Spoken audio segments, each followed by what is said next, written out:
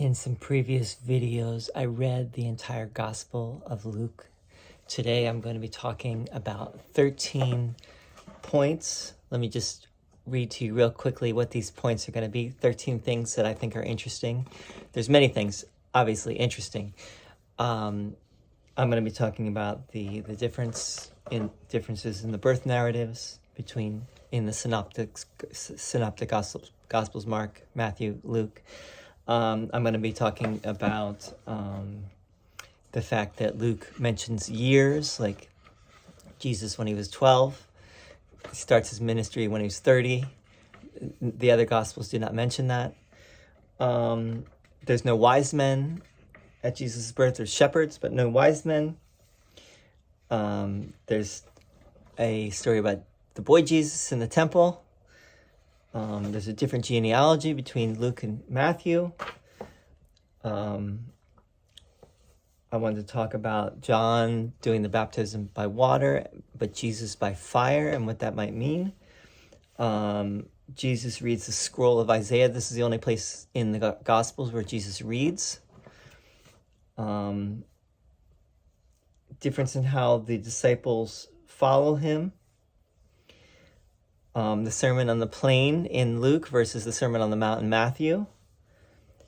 Talk a little bit about the women following Jesus.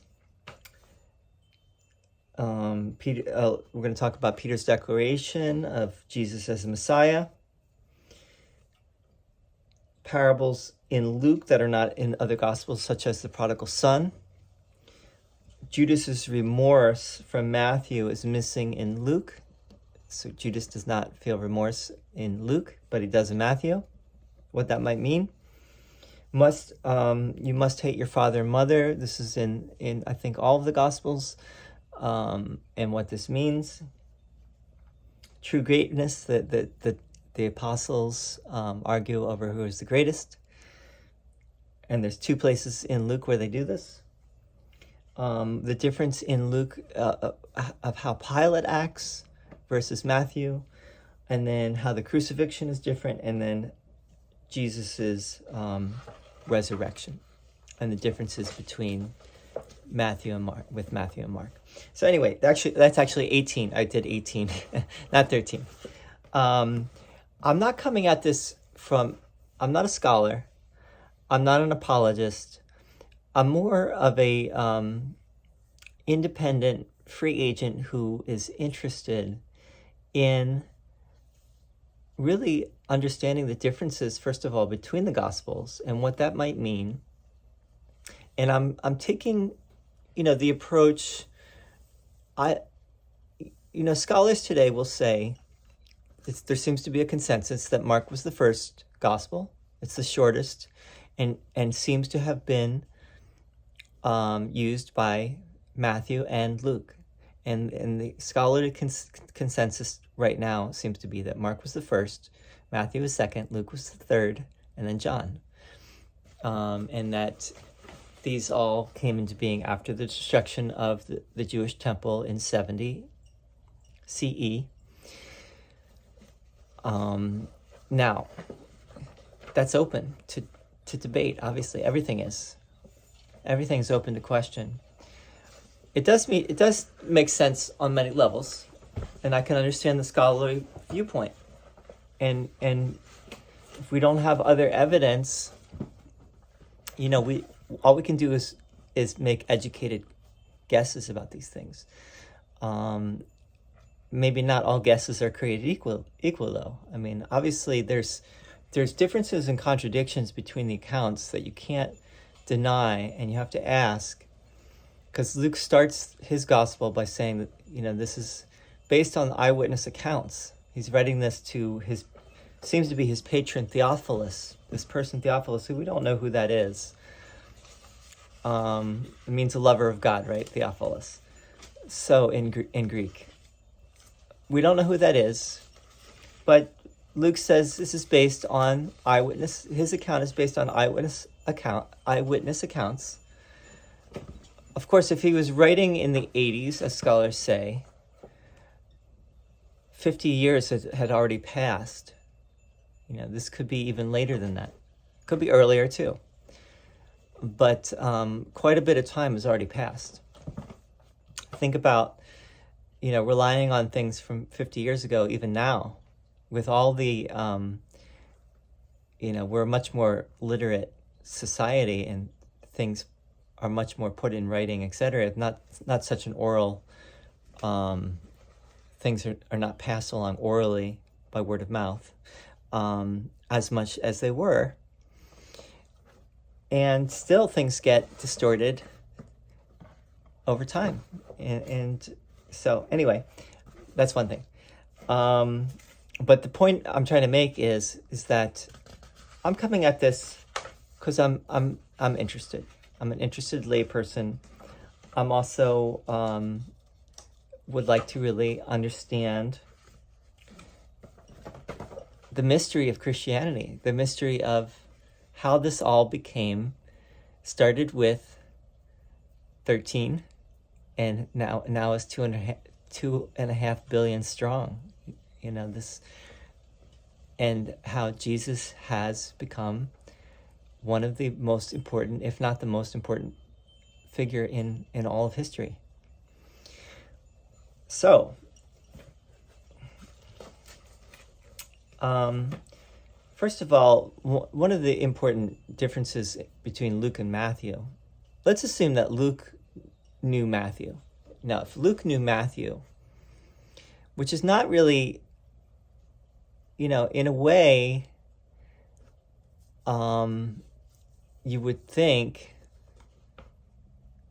well, in any case, the beginning of Luke is quite different from Matthew. The genealogy is very different. They have two very different genealogies. As I mentioned, there's no wise men here as there is in Matthew. There's shepherds, but no wise men.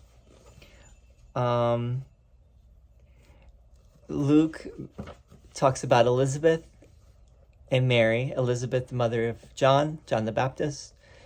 And there's a long prologue about all of this before they're even born, before the children are even born. And it's very fascinating, very interesting. I'm not going to go deep into all this. I'm actually bringing up the point. I'm bringing up some of the interesting differences, and maybe some of the contradictions. I mean, were there wise men or were there shepherds? And what would be the difference between the two? If there were wise men from the east versus shepherds that are there. What's the difference between what Jesus says in Matthew at the Sermon on the Mount versus what he says at the Sermon on the Plain? And there are similarities and there are differences. We might look at that in a moment. I'm going to do one more video, by the way, after this, where I'm going to talk about the sayings of Jesus, which is also very fascinating discussion. We obviously don't know if Jesus said the things that are attributed to him. And obviously, I'm even open to the possibility that by and large, Jesus is a fictional character.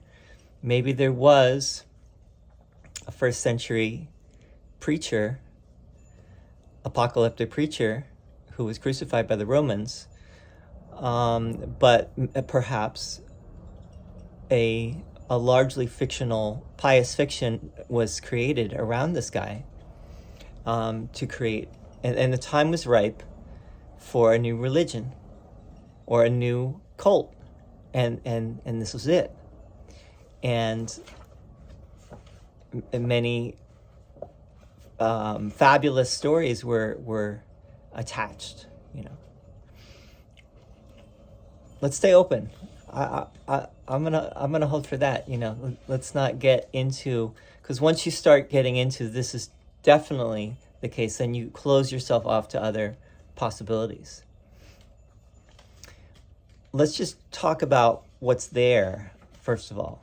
That's what we're trying to do here. We're trying to look at, just very simply, what are the differences between these Gospels? Clearly, Matthew has most of Mark in his Gospel. Luke seems to have Mark and Matthew, but he changes quite a bit. All right. He has a story, for example, which is not in Mark and Matthew. Luke has a story of Jesus in the temple, which is the end of chapter 2. When his parents, Mary and Joseph, they're in Jerusalem, and somehow they lose Jesus. We are told that Jesus was 12 years old. This is the first time we hear in any of the Gospels of what age Jesus was. I believe, I could be mistaken, but I believe this is the first time. And so we know this is where the idea of the lost years of Jesus, that there were these 18 years between this moment when he was 12 and he was with the rabbis in the temple, because that's where his parents found him. They went back to look for him and they found him in the temple. And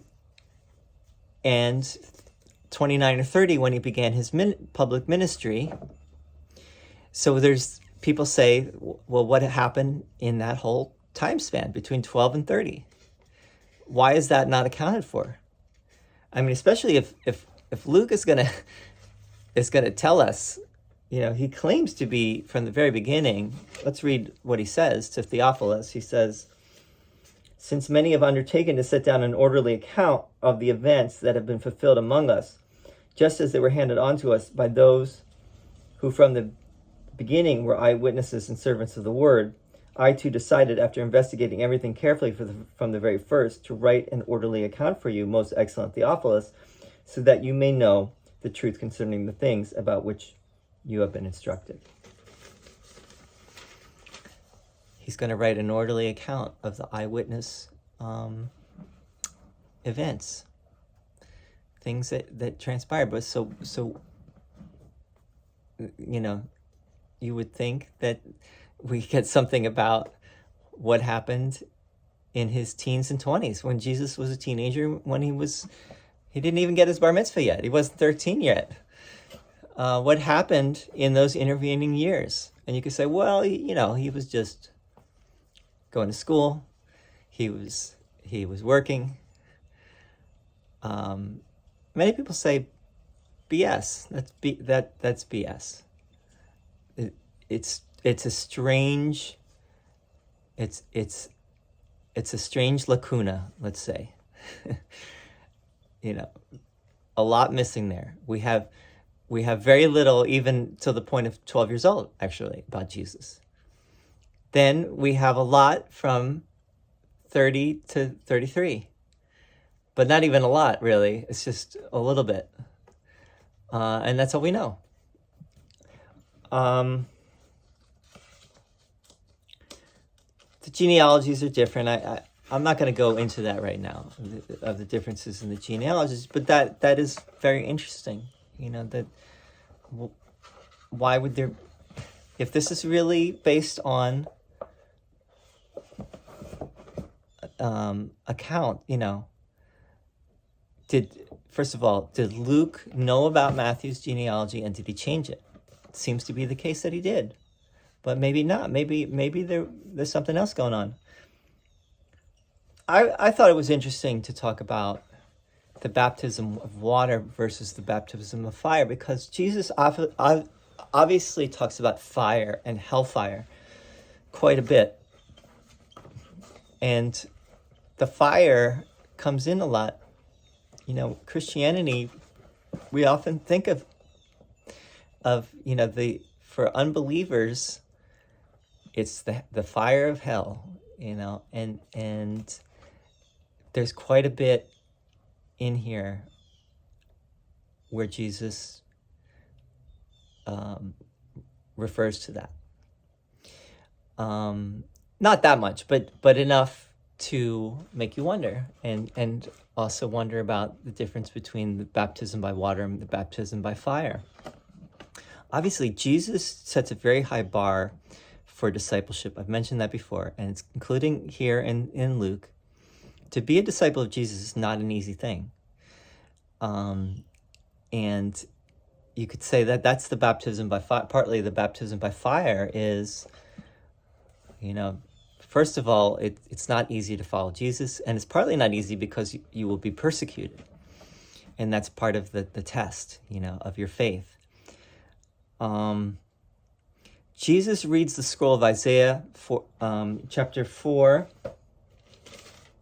in the synagogue, right? And he says, this passage in Isaiah, the Spirit of the Lord is upon me because he has anointed me to bring good news to the poor. He has sent me to proclaim release to the captives and recovery of sight to the blind, to let the oppressed go free, to proclaim the year of the Lord's favor. This is all in Isaiah. And he says, this is about me. This has been fulfilled this day. It's amazing. And that's not in the other Gospels. It's not in Mark or Matthew. I believe it's definitely not also in John. I thought it was interesting in this gospel that in Mark and Matthew, Jesus finds his apostles and he basically just sees them and he says, put down what you're doing and follow me, and they follow him immediately. Whereas in Luke, it's not that simple. So there is a difference, and I think that Luke, if he knew Mark and Matthew, which he probably did, he was saying, he probably had that same question, like, was it really that, like they just put everything down immediately? So I'll just read you a little bit. Now, during those days, he went out to the mountains to pray, and he spent the night in prayer to God.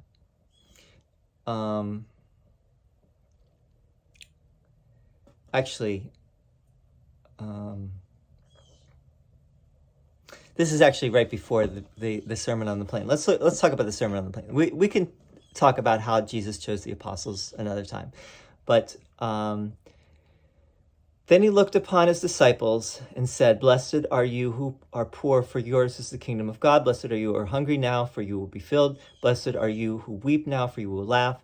Blessed are you when people hate you and when they exclude you, revile you, and defame you." This is also in Matthew, not in exactly the same words, but this thing about being persecuted comes later in the Sermon on the Mount. But right here, it's actually right at the very beginning. And there's different language here, between the Sermon on the Mount in Matthew and the Sermon on the Plain. It's not the mount, it's the plain. So that's another difference, obviously. Maybe Matthew, people have said that Matthew wants to show that Jesus is the new Moses, whereas Luke might not have that, you could say, agenda in mind. But there's a lot of similarities.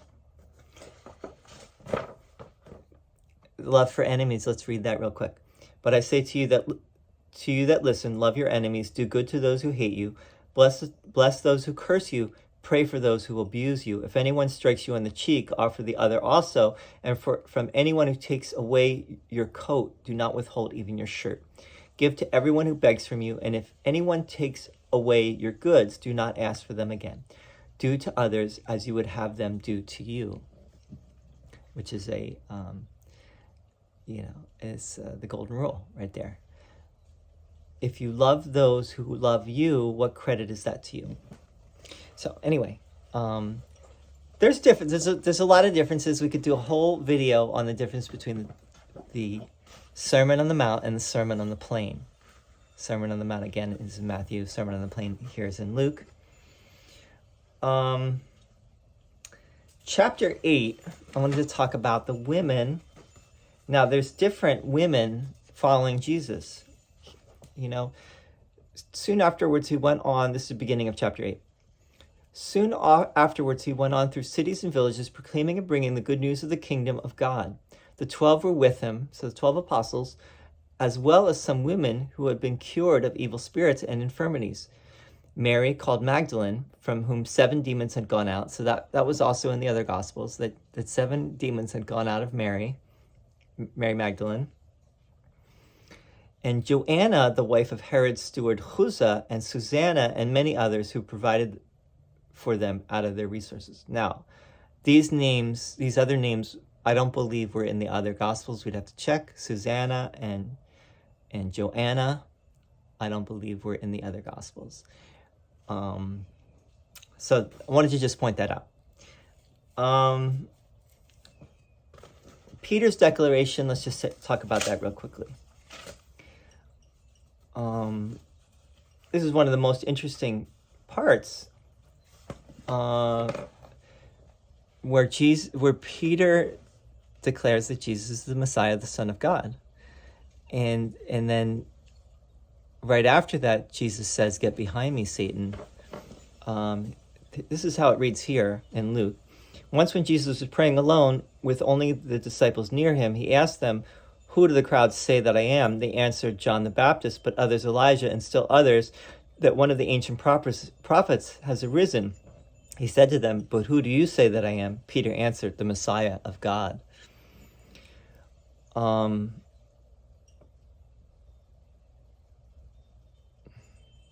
There's nothing here about "Get behind me, Satan," which was in both Mark and Matthew, I believe.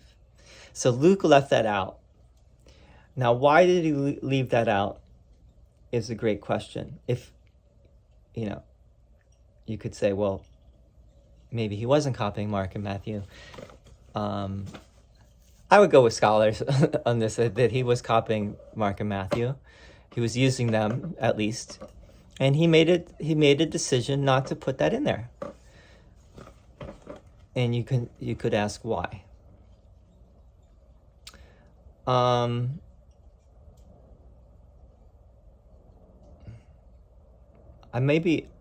could be wrong. No. He doesn't. That's not in there. Okay. The prodigal son parable, there are probably number of parables in Luke that are not in Matthew or Mark.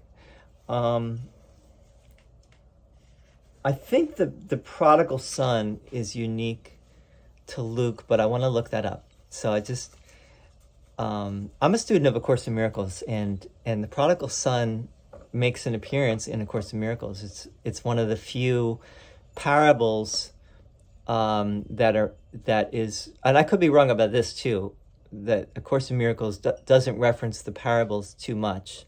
A Course in Miracles is a 20th century scripture that claims to be the word of Jesus, bringing to us the deeper meaning of Christianity and the true mystical understanding that is getting more toward a Gnostic understanding of like closer to the Gospel of Thomas than these Gospels, in the sense that the Gospel of Thomas, which, by the way, scholars don't agree that is a Gnostic scripture, but the Gospel of Thomas is definitely seems to be more mystical, and seems to have Jesus presenting perhaps a more non-dual understanding, which you don't see so much in the Gospels. I mean, you could tease it out, but you don't really see that as clearly as you do in the Gospel of Thomas, and which is just 114 sayings of Jesus. No well, I guess there are a few parables in there. I have to, again, there's a lot to remember here, and I don't claim to be a scholar. I'm really just trying to say something educated about all of this, and hopefully those of you who are listening are probably in the same camp as me, meaning someone who's just, it's like, wow, looking at the Gospels somewhat critically and somewhat thoughtfully, where as opposed to taking them just at face value and and not even, reading them carefully. But being open-minded, because I'm open to all possibilities here. I tend to be skeptical, but I would say more critical, and don't take, would tend to question everything. So Judas is remorseful in Matthew for what he did, for the betrayal of Jesus, but he's not here in Luke, which is interesting. And why would Luke, if Luke knew Matthew, why would he leave that out? Of course, if Matthew knew Mark, which he seems to, and copied, why would Matthew put that in? That might be the real question, is why Matthew put it in. What would be the point of Judas being remorseful for betraying Jesus? And it could be, one simple explanation could be that you have to ask why Jesus would even accept Judas as an apostle if he knew that he would betray him. But of course, if Jesus already knew that, and he knew that he had to betray him, so he picked him even though he knew he would betray him. You must hate father and mother. This is a fascinating part. I've noted before that Jesus is like either the first cult leader or the prototypical cult leader. He's trying to, he's giving you, this is the way it is. You got to follow me. You got to separate from your family. And you have to basically even hate your family. And I have come not to bring peace but the sword. Which is all very hard to, accept from our point of view today, especially because we have such a thing against cults. It's in our consciousness now that doomsday cults, and Christianity from the beginning seems to be one, are not really taken too well or too seriously by many. The apostles argue twice here about who is the greatest. It's an interesting. That's a whole nother topic. I'm not going to go into that right now, but I wanted to just point that out. Obviously, Pilate here does not want to kill Jesus. And the people get Pilate to do it, right? I wanted to look at the differences between Pilate here and Pilate in Matthew and Mark, but we're not going to have time. I'm just going to bring that up as an open question. And there are differences. I'm sure there's very important differences that we could look at. One thing about the crucifixion. Let's talk about the crucifixion for a moment. The crucifixion, first of all, before Jesus is crucified, the curtain in the temple rips. Whereas in Matthew, I believe in Matthew and Mark, the curtain rips after he's crucified. And it's been pointed out that if it's before he's crucified, then his crucifixion, his death, is not a way of saying that now access to the temple is for everyone, because it happened before he was crucified. The other thing that is to really be mentioned here is Jesus is much more stoic when it comes to the crucifixion here. He doesn't cry out, Eli, Eloi, Eloi, lama sabachthani, which is Aramaic. It's like the only Aramaic, I believe, in the Gospels. I could be wrong about that, but he's this thing from the Psalms. Actually, it's a psalm. It begins with, my God, why have thou forsaken me?" He does not say it here. He actually says, I commend my spirit. He does not go kicking and screaming as much as seem. That's not really accurate anyway, but he also says, Father, forgive them, for they know not, they do not know what they are doing. He was mocked.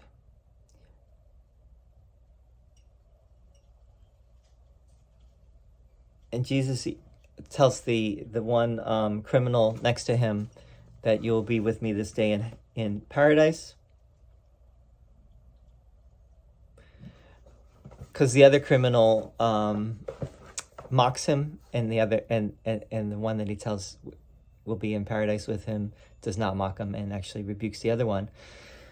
There's a lot of differences. There's a lot of interesting things here that, again, you could talk about. And I mean, the main one is that Jesus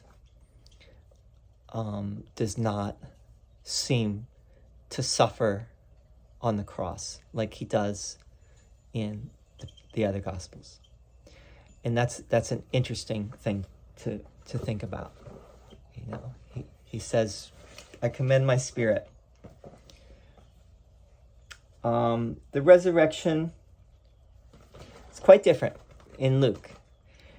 Quite different. We could really talk about this. There's this whole where the apostles are walking after the crucifixion, and Jesus is there with them, and they don't even recognize him.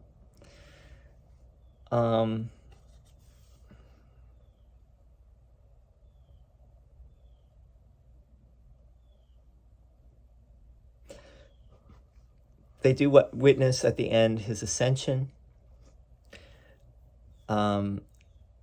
Again, you know, there's just so much here that we could talk about, but we're not going to get into it. The resurrection is obviously very different in all three Gospels. In Mark, there isn't even, I mean, first of all, there is no resurrection narrative per se. There's Jesus is buried in the tomb. The women come, or Mary Magdalene comes, and the stone is rolled away, and they are informed. You know, Mark, they get so scared that they don't tell anyone. And then there's two endings to Mark, you know, that seem to have come later. Let's just read it in Luke here. They found the stone. On the first day of the week at the early dawn, they came to the tomb, taking the spices that they had prepared. They found the stone rolled away from the tomb, but when they went in, they did not find the body. While they were perplexed about this, suddenly two men in dazzling clothes stood beside them. Now in Mark, it was one man. It seemed to be an angel, and these seemed to be two angels. The women were terrified and bowed their faces to the ground, but the men said to them, "Why do you look for the living among the dead? He is not here, but has risen." And then they go and tell, but they weren't believed, right? So that's different. Let's see what else. You know, there's some interesting other. You could talk about all the little differences. For example, in Mark, I believe Mark is the only one where the cock crows twice, and Jesus betrays Jesus 3 times by the time the cock crows twice, whereas in Matthew and Luke, it's only once.